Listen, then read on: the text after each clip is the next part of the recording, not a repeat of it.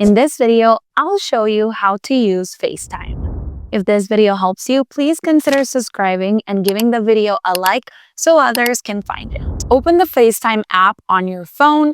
Here, you're going to see all your recent FaceTime calls, but if you want to create a new one, you have two different options. The first option is to create a link. What you can do with this link is to copy it and you can send it to someone that can later use the link to enter the FaceTime call. Or you can go ahead and start a new FaceTime by tapping on New FaceTime and searching for the person that you wish to call.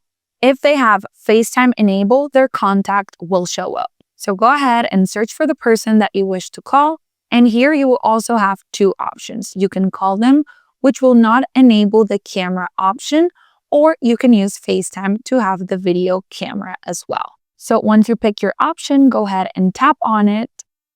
And this will automatically start calling the person on FaceTime. And at the top of the screen, you will see the controls where you can mute your microphone, you can share your screen, or you can enable your camera. You could also select your audio source in case you want to use speakers or you want to use your AirPods or your headphones. If you want to add more people to the call, you can also do that by tapping on Add More People, and then you can select the contact that you want to add to the call.